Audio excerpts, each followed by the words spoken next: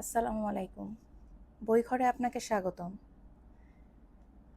অনেক ধরনের বই আমরা পড়েছি।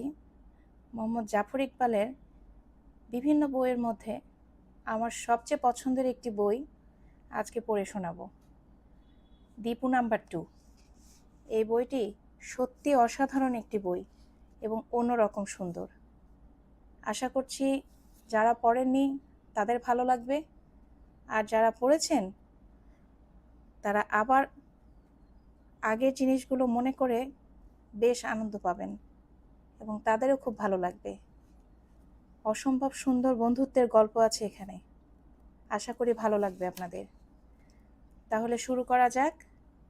দীপু নাম্বার 2 গল্প পাঠে আমি স্মৃতি।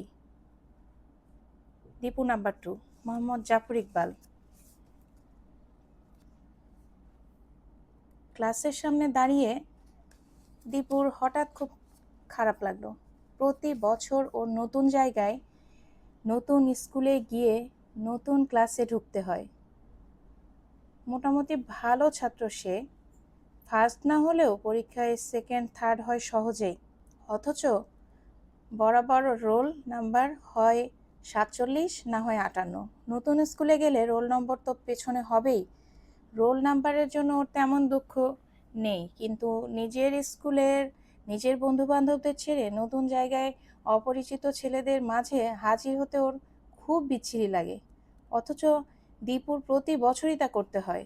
ওর আব্বা শুধুমাত্র ওর জন্যই নাকি 1 বছর অপেক্ষা করেন, না হয় কোথাও নাকি তার 3 মাসের বেশি থাকতে ভালো লাগে না।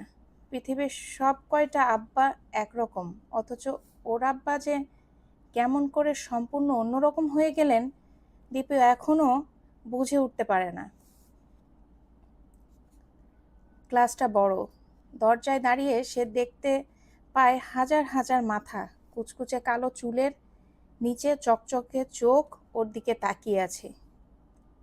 দীপু লক্ষ্য করে দেখেছে প্রথম দিন ওর বরাবরই মনে হয় ক্লাসে হাজার হাজার ছেলে, পরে কেমন জানি কমে আসে। ক্লাস টিচারকে দেখে ওর ভয় হলো। বদরাগী চেহারা, রেজিস্টার খাতা খুলছেন রোল কল করার জন্য। দীপু দরজায় দাঁড়িয়ে আস্তে আস্তে বলল, আসতে পারি? চোখ না তুলে বদরাগী ক্লাস টিচার ভারী গলায় বললেন, না। সারা ক্লাস হো হো করে হেসে উঠল। আর দীপু থতমত খেয়ে দুর্বল গলায় বলল, তাহলে কি পরে আসবো? না, তোকে আর আসতেই হবে না। সারা ক্লাস আবার উচ্চ স্বরে হেসে ওঠে। দীপু লক্ষ্য করল বদরাগী স্যারটির চোখেও কেমন হাসি ফুটে উঠেছে। সাথে সাথে হঠাৎ করে দীপু বুঝতে পারল স্যার ওর সাথে মজা করছেন। যে স্যার প্রথম দিনেই কারোর সাথে মজা করতে পারেন, তিনি আর যাই হোক বদরাগী হতে পারেন না। দীপুর বুকে সাহস ফিরে আসে সাথে সাথে। সে একটু হেসে বলল, কিন্তু স্যার, আমাকে যে আসতেই হবে। আসতেই হবে? স্যার খানিকক্ষণ ওর দিকে তাকিয়ে থেকে বললেন, তাহলে আয়। দীপু ভেতরে ঢুকলো। স্যার কড়া চোখে ওর দিকে তাকালেন, তারপর জিজ্ঞেস করলেন, এবারে বল, কেন তোকে আসতেই হবে? আমি এই ক্লাসে ভর্তি হয়েছি। গুল মারছিস? না স্যার, সত্যি ভর্তি হয়েছি। সত্যি? সত্যি। ও। স্যার হতাশ হওয়ার ভান করে বললেন, তাহলে তোকে আসতে দিতেই হয়। কি বলিস তোরা? পুরো ক্লাস মাথা নেড়ে সায় দিল। আর হঠাৎ করে দীপুর পুরো ক্লাস আর এই বদরাগী চেহারার মজার স্যার সবাইকে ভালো লেগে গেল। মাঝে মাঝে ওর এরকম হয়, হঠাৎ কাউকে ভালো লেগে যায়, কিন্তু পুরো ক্লাসকে একসাথে ভালো লেগে যাওয়া এই প্রথম। এই স্কুলের নিয়ম কানুন খুব কড়া, জানিস তো? দীপু মাথা নেড়ে বলল, সে জানে। যদিও ওর বিশ্বাস হচ্ছিল না, স্যার মুখ গম্ভীর করে বললেন, নতুন কেউ আসার পর তাকে একটা লেকচার দিতে হয়। দীপু ভয়ে ভয়ে জিজ্ঞেস করলো, কোথায়? এইখানে ক্লাসের সামনে, তোকেও দিতে হবে। দীপু মুখ কাঁচুমাচু করে বলল, আমি লেকচার দিতে পারি না স্যার, কোনোদিন দিইনি। সে আমি জানি না, তোকে দিতেই হবে, ঘড়ি ধরে 5 মিনিট। স্যার হাত থেকে ঘড়ি খুলে চোখের সামনে ধরে বললেন, শুরু কর। দীপুর মুখ শুকিয়ে গেল। শুকনো গলায় ঢোক গিলে আরেকবার স্যারের দিকে তাকিয়ে বলল, সত্যি স্যার, আমি এতজনের সামনে লেকচার দিতে পারবো না। লেকচার দিতে হলে কি বলতে হয় আমি জানি না স্যার। 10 সেকেন্ড পার হয়ে গেছে, বল, তাড়াতাড়ি বল। কি বলবো স্যার? এই, তুই কি করিস, কি করতে ভালোবাসিস, কি খাস, কি পড়িস, এই সব বলবি। নে, শুরু কর। দীপু আর একবার চেষ্টা করে হাল ছেড়ে দিয়ে বলল, সত্যি বলছি স্যার, আমি পারবো না। ঠিক আছে, যদি না পারিস এখানে দাঁড়িয়ে থাক 5 মিনিট, আর তোরা সবাই চোখ বড় বড় করে ওর মুখের দিকে তাকিয়ে থাক। বোঝাই যাচ্ছে ছেলেগুলো এই স্যারের খুব বাধ্য। আদেশ পাওয়া মাত্রই সবাই চুপচাপ চোখ বড় বড় করে ওর দিকে তাকিয়ে থাকলো। দীপু যেদিকে তাকায় দেখতে পায় একজোড়া চোখ ড্যাব ড্যাব করে ওর দিকে তাকিয়ে আছে। 5 মিনিট এভাবে দাঁড়িয়ে থাকতে হবে ভেবে ভয়ে ওর মুখ ফ্যাকাশে হয়ে গেল। দুর্বল গলায় বলল, ঠিক আছে স্যার, আমি বলছি। সে গলা খাঁকারি দিয়ে শুরু করলো, আমার নাম মোহাম্মদ আমিনুল আলম, আমি ক্লাস 8-এ পড়ি। ক্লাস 8-এ পড়িস সে তো সবাই জানে, না হয় এই ক্লাসে আসবি কেন? যেসব কেউ জানে না সেসব বল।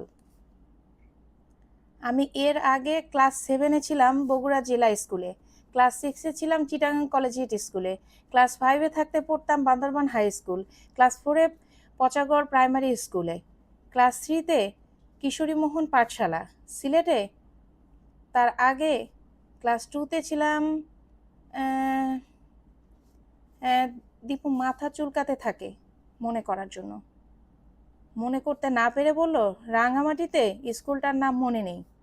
ক্লাস 1-এ ছিলাম শেখঘাট জুনিয়র স্কুলে। সবাই হাঁ করে ওর দিকে তাকিয়ে রইল। স্যারও একটু অবাক হয়ে বললেন, তুই কি বছর বছর স্কুল বদলাস নাকি? আমার বদলাতে ভালো লাগে না স্যার, কিন্তু আমার আব্বা প্রত্যেক বছর নতুন জায়গায় যান, তাই আমারও যেতে হয়। স্যার আবার গম্ভীর হয়ে বললেন, লেকচার শেষ কর, মাত্র 1 মিনিট হয়েছে। মাত্র 1 মিনিট? দীপুর গলা আবার শুকিয়ে যায়। করুণ মুখে সে স্যারের দিকে তাকালো। স্যার ওকে সাহস দিলেন, চমৎকার হচ্ছিল তো, শুরু কর আবার। কি করতে ভালোবাসিস, কি পড়তে ভালোবাসিস, কি খেলতে ভালোবাসিস, এই সব বল। দীপু আবার শুরু করলো,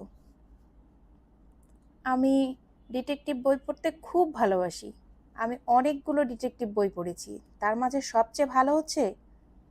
দীপু হঠাৎ থেমে গেল, কারণ ঠিক বুঝতে পারল না নামটা বলা উচিত হবে কিনা। একটু ভেবে বলেই ফেলল, প্রেতপুরীর অট্টহাসি। বইটা আমার কাছে আছে, কেউ পড়তে চাইলে আমি তাকে দিতে পারি। পড়েছি, আমি পড়েছি। ক্লাসের অর্ধেকের বেশি ছেলে চেঁচিয়ে উঠল, আর সাথে সাথে দীপু বুঝতে পারল ছেলেগুলোর সাথে বন্ধুত্ব হতে ওর দেরি হবে না। এছাড়াও আমি অ্যাডভেঞ্চার বই পড়ি, যেমন যক্ষের ধন, আবার যক্ষের ধন, তারপর টম সয়ার, হাফ ফিনের দুঃসাহসিক অভিযান। স্যার দীপুকে থামিয়ে দিয়ে জিজ্ঞেস করলেন, তোরা কে কে মার্ক ট্ওয়েনের সয়ার আর হাফ ফিনের বই পড়েছিস? মাত্র 2টি হাত উঠল। স্যার বললেন, খুব ভালো বই, সবার পড়া উচিত।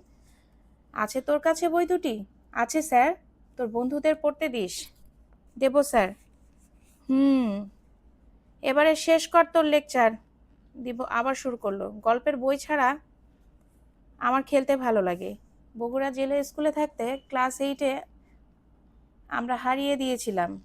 মোটা সোটা একটা ছেলে পেছন থেকে জিজ্ঞেস করলো, কোন জায়গায় খেলো? Centre forward? না, আমি রাইট আউট ছিলাম। সেন্টার ফরওয়ার্ড খেলি মাঝে মাঝে, মাঝে মাঝে ব্যাকেও খেলি। স্যার সাবধানে হাসি গোপন করলেন। তিনি খুব ভালো করে জানেন শুধুমাত্র নামেই সেন্টার ফরওয়ার্ড আর রাইট আউট। এ বয়সী ছেলেদের খেলা শুরু হলে দেখা যায় বল যেখানে, গোলকিপার ছাড়া সবাই সেখানে দাপাদাপি করছে। এছাড়া ব্যাডমিন্টনও খেলি, কিন্তু কর্কের দাম এত বেশি হয়ে গেছে যে সব সময় খেলতে পারি না। কয় মিনিট হয়েছে স্যার? 2.5 মিনিট। মাত্র 2.5 মিনিট? শুরু কর আবার। সব তো বলে ফেলেছি, আর কি বলবো? কি কি করতে পারিস এইসব বল। কিছু করতে পারি না। কিছু পারিস না? ছবি আঁকতে, গান গাইতে, সাইকেল চালাতে, সাঁতার কাটতে, মারামারি করতে। দীপু মাথা নেড়ে বলল, আমি সিটে বসে সাইকেল চালাতে পারি, সাঁতারও দিতে পারি, ছবি আঁকতে পারি না, ড্রয়িং পরীক্ষায় আমি সবচেয়ে কম নাম্বার পাই, আর আমি গানও গাইতে পারি না। মারামারি? সামনের বেঞ্চের একটা ছেলে ওকে মনে করিয়ে দিল। ও হ্যাঁ, আমি অল্প অল্প মারামারিও করতে পারি। অল্প অল্প মারামারি আবার কি জিনিস? স্যার একটু অবাক হয়ে জানতে চাইলেন। দীপু মাথা চুলকে বলল, মানে ঠিক একে মারামারি না, তবে কেউ যদি আমার সাথে মারামারি করতে চায় শুধু তাহলেই একটু মানে অল্প অল্প, একটু একটু। ও ও, বুঝেছি, তুই নিজে থেকে করিস না, তবে কেউ করতে চাইলে না করিস না, এই তো? সারা ক্লাস হেসে উঠল এবং দীপু নিজেও হেসে ফেলল। এখনো 1.5 মিনিট বাকি, নে শুরু কর আবার। দীপু দাঁড়িয়ে দাঁড়িয়ে মাথা চুলকাতে লাগলো। আর কি সে করতে পারে মনে করার চেষ্টা করতে করতে হঠাৎ ওর মুখে হাসি ফুটে ওঠে। একগাল হেসে বলল, আমি বই বাঁধাই করতে পারি, আর শর্ট সার্কিট হয়ে ফিউজ পুড়ে গেলে মেইন সুইচের ফিউজ বদলে ঠিক করতে পারি। কি বললি? শর্ট সার্কিট হয়ে? হ্যাঁ, শর্ট সার্কিট হলে ফিউজ পুড়ে যায়, তো তখন মেইন সুইচ অফ করে ব্রিজটা খুলে নিয়ে একটা চিকন তার ওখানে লাগিয়ে দিলে আবার সব ঠিক হয়ে যায়। তুই ঠিক করিস ওভাবে? হ্যাঁ, যখন দরকার হয়। খুব সহজ, আমার আব্বা আমাকে শিখিয়ে দিয়েছেন। স্যার চুপ করে রইলেন। ক্লাস 8-এর ছেলেকে যে আব্বা মেইন সুইচ খোলা শিখিয়েছেন তাকে একবার দেখতে ইচ্ছে হচ্ছিল। আর বই বাঁধাইয়ের কথা কি বললি? হ্যাঁ, আমি বইও বাঁধাই করতে পারি। আমাদের বাসায় অনেক বই ছিঁড়ে গিয়েছিল, তাই আমার আব্বা আমাকে বলেছিলেন আমি যদি বই বাঁধাই করি তাহলে 2টো বই বাঁধাই করার জন্য 1 টাকা করে দেবেন। প্রথম প্রথম খুব বিচ্ছিরি হতো, পরে আমি বুক বাইন্ডিংয়ের দোকানে বসে থেকে দেখে দেখে শিখেছি। সেলাই করার পর শুধু প্রেস থেকে কাটিয়ে আনতে হয়। এখন আমি দোকানের মতো করে করতে পারি। ও, খুব ভালো। স্যার ক্লাসের দিকে তাকিয়ে বললেন, তোরা আর কেউ বই বাঁধাই করতে পারিস? একটি ছেলে হাত তুলল, ওর আব্বা বুক বাইন্ডার, কাজেই সে তো পারবে। স্যার বললেন, সবারই কিছু কিছু সত্যিকারের কাজ জানা উচিত। এখন তোরা ছোট আছিস, বড়রা তোদের কিছু করতে দেবে না, কিন্তু সুযোগ পেলে শিখে নিবি। তারপর দীপুর দিকে তাকিয়ে বললেন, নে, তোর লেকচার শেষ, টাইম ওভার। ভালোই বলেছিস। একটু থেমে বললেন, কয় ভাই বোন তোরা? আমি একাই। আমাদের বাসায় শুধু আমি আর আমার আব্বা। তোর আম্মা? মুহূর্তের জন্য দীপু থেমে গেল। ও জানে যেই সে বলবে তার আম্মা মারা গেছেন অমনি সবাই কেমন করে জানি তার দিকে তাকাবে, ওর জন্য সবার মায়া হবে। এটা ওর একটুও ভালো লাগে না। ওর আম্মার কথাও মনে নেই, কখনো দেখেও নি। আম্মার জন্য ওর কখনো মন খারাপও হয়নি, কিন্তু সবাই মনে করবে ও বুঝি খুব দুঃখী। দীপু একটু দ্বিধা করে বলল, আমার আম্মা মারা গেছেন। ও। স্যার খুব অপ্রস্তুত হয়ে গেলেন। আর দীপু যা ভেবেছিল ঠিক তাই হলো। সারা ক্লাস হঠাৎ করে একেবারে চুপ হয়ে গেল। কয়েক মুহূর্ত কোনো শব্দ নেই। সমস্ত ক্লাস চুপ করে ওর দিকে তাকিয়ে আছে। দীপু একটু হাসার চেষ্টা করে বলল, আমার আব্বা খুব ভালো। আমার আম্মা নেই বলে আমার কোনো অসুবিধা হয় না। ও, স্যার একটু চুপ করে থেকে জিজ্ঞেস করলেন, কবে মারা গেছেন তোর মাম্মা? মনে নেই আমার, আমি কোনোদিন দেখিনি। হুম। স্যার খানিকক্ষণ জানালা দিয়ে বাইরে তাকিয়ে থেকে বললেন, এবার তোর নামটা আবার বল দেখি, খাতায় লিখে নিই। দীপু তার নাম বলল, মোহাম্মদ আমিনুল আলম। তোর আব্বা কি তোকে মোহাম্মদ আমিনুল আলম বলে ডাকেন? না, দীপু বলে ডাকেন। কি বললি? স্যার চোখ কুঁচকে তাকালেন। দীপু? অ্যাঁ? দীপু? আমাদের যে আর একটা দীপু আছে, দুইটা দীপু হয়ে গেল যে, কি মুশকিল। কোথায় 1 নাম্বার দীপু? ক্লাসে কয়েকটা ছেলে মিলে একজনকে ঠেলে দাঁড় করিয়ে দিল, বলল, এই যে দীপু। স্যার মুখ গম্ভীর করে বললেন, তাহলে কি করা যায়? দুজনের এক নাম হয়ে গেলে তো মুশকিল। একজনের অঙ্ক ভুল হয়ে গেলে আরেকজন পিটুনি খাবে যে। স্যারের মুখ দেখে মনে হলো সত্যিই বুঝি এটি একটি বড় সমস্যা। একজন হালকা পাতলা ছেলে হাত তুলে বলল, নাম্বার দিয়ে দেন দুজনের, একজন 1 নাম্বার, একজন 2 নাম্বার। সারা ক্লাস মাথা নেড়ে সায় দিল। কাজেই দীপুর আর কিছু বলার থাকলো না। স্যার একটু হেসে বললেন, তাহলে তুই দীপু নাম্বার 2। সেই থেকে দীপু আর দীপু রইল না, হয়ে গেল দীপু নাম্বার 2। নতুন স্কুলে এসে এবারে দীপু খুব তাড়াতাড়ি সবার সাথে বন্ধুত্ব করে ফেলল। সাধারণত এরকমটি হয় না, কিন্তু ওদের এই ক্লাসটি সত্যিই ভালো।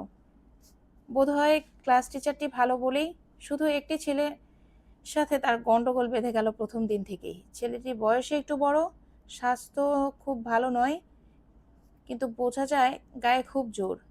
নাম তারিক। ছেলেরা আড়ালে তারিক গুন্ডা বলে ডাকে।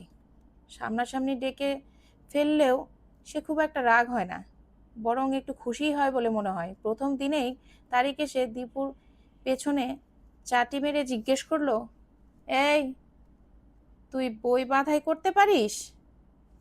দীপু চটে উঠলেও ঠান্ডা গলায় বলল, খুব বেশি খাতির না হলে আমি কাউকে তুই করে বলি না। তোমার সাথে আমার এখনো খুব বেশি খাতির হয়নি। তারিক হলুদ দাঁত বের করে হেসে বলল, খাতির ফাতির বুঝি না, আমি সবাইকে তুই করে বলি, তোকেও বলবো। ঠিক আছে বলো, আমিও বলবো। কি বলবি? আমি তুই করে বলবো। আমাকে তুই করে বলবি 100 বার। দীপুর পাশে বসে থাকা ছেলেটি বাবু নাম।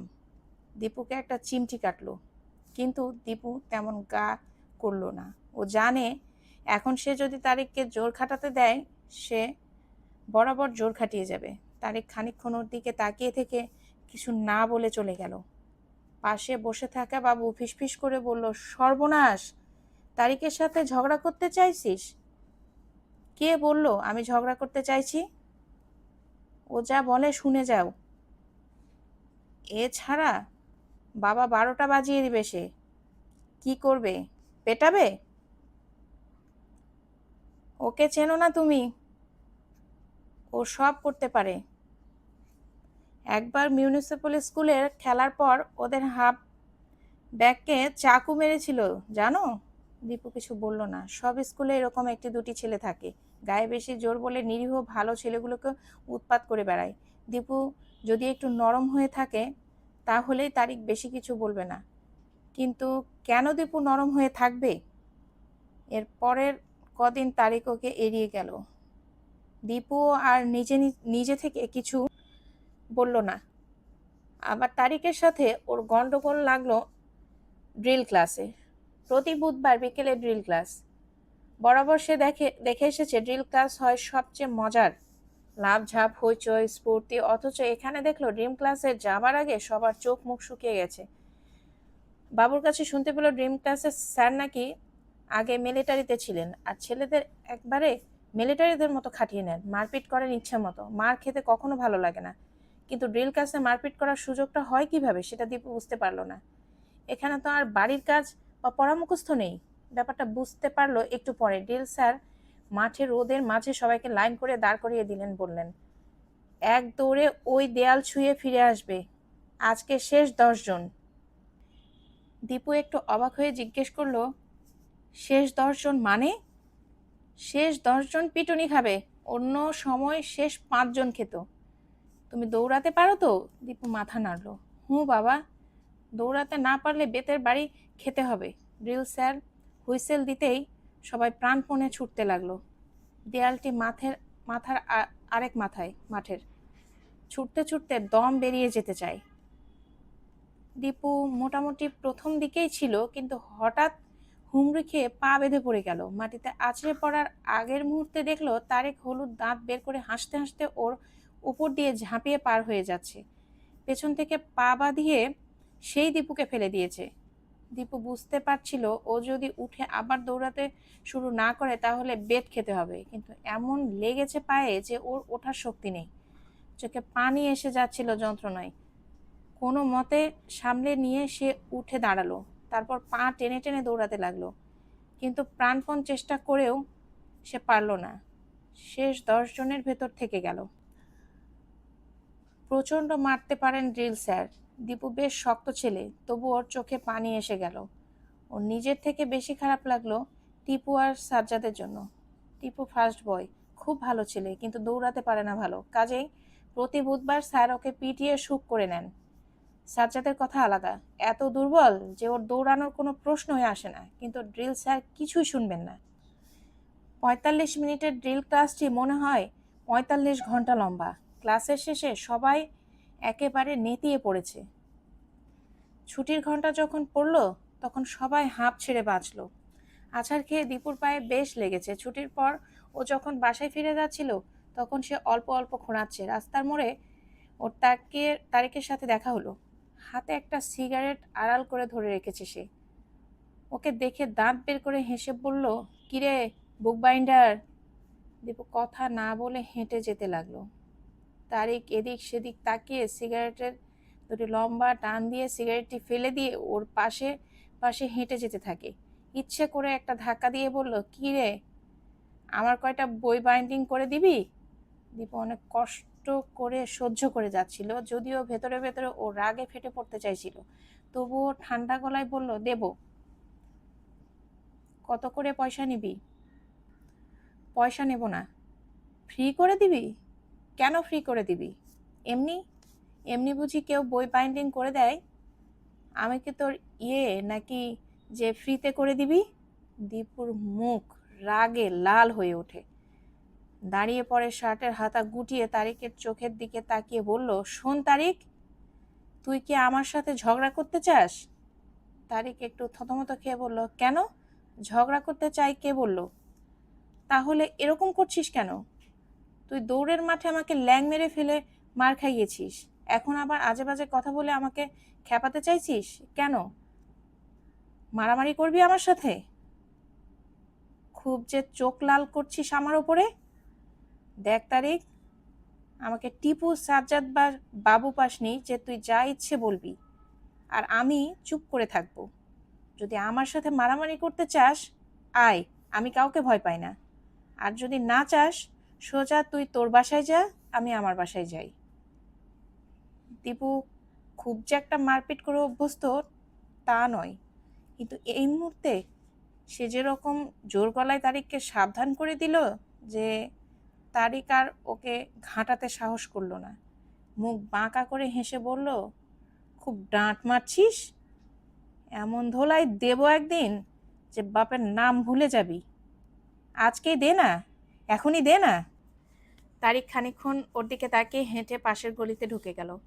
বাসায় ফিরে যেতে যেতে দীপু বলল, ব্যাপারটা ওর জন্য খুব ভালো হলো না, কিন্তু ওর কিছু করার ছিল না। আজ এই পর্যন্তই। প্রথম পর্বের এখানেই সমাপ্তি। দ্বিতীয় পর্বে আমরা পরবর্তী অংশ দেখব। আশা করি আপনাদের ভালো লাগছে। ভালো লাগলে কমেন্ট করে জানাবেন, সাবস্ক্রাইব করতে পারেন, লাইক দিতে পারেন। সবাইকে ধন্যবাদ ধৈর্য ধরে গল্প শোনার